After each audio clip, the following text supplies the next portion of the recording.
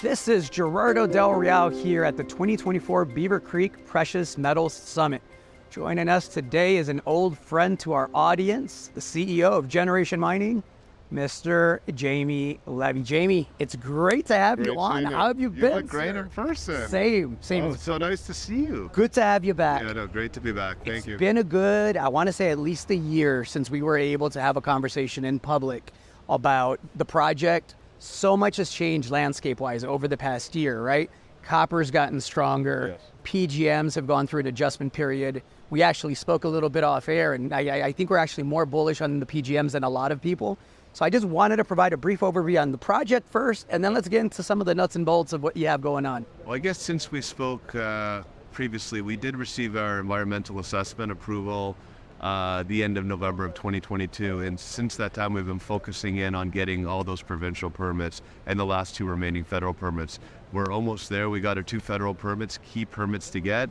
We have 3 more provincial permits that are left. We should anticipate to get them end of the fall, early winter. So November timing is when I think we're going to be fully permitted.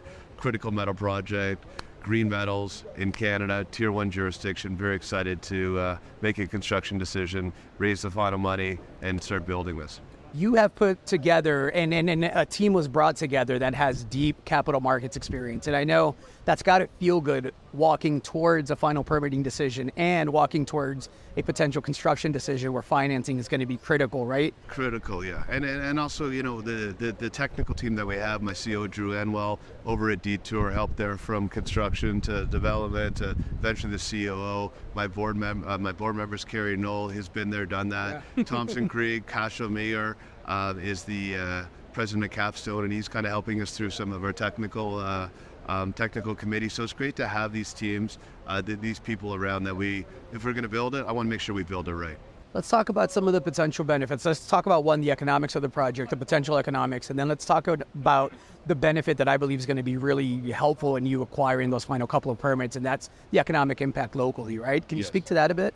You know what, it's a very good point. I have a lot of respect for the First Nations and the town of Marathon, and we all want this project to go ahead. The multiplier effect for the community, 400 full-time jobs, 1,200 construction jobs, that adds 3 to a 4 to 1 multiplier effect. So it's going to be a lot of jobs, a lot of money for this community. There's some pulp and paper mills that are all shutting down now, obviously, because we don't need newspapers anymore. No one reads them anymore. Yeah. Everyone's got the phones, but needless to say, they're starving for business. Hemlo, I don't know what's going on down the road from us, but it's nice to have this project, and we're at the right time with Magino getting finished, Cote getting finished, and Greenstone getting finished right around the corner. We have a lot of construction workers around for us. Let's talk about PGMs, and then let's talk about a metal that's been playing a more significant part of the project, which is copper, right? Can you speak to the commodity mix up there? So, you know, during construction, we'd be producing about 41 million pounds of copper a year, palladium about 166,000 ounces. So at today's prices, it's a copper project with a palladium credit.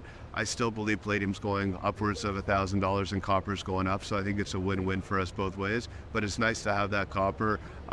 You know, it's going to cover the operating costs, and the palladium is going to be a credit. And, you know, I'm a firm believer the palladium price will rebound. At these prices, majority of the mines are not making money at today's prices. Their AISICs are much higher. So I've heard rumors about Stillwater, Montana shutting down. The South African mines, they're going deeper and deeper, getting more and more expensive to mine. So I'm a firm believer that supply will fall and demand's going to increase with the demand for the hybrid vehicles and the plug-in vehicles in the future.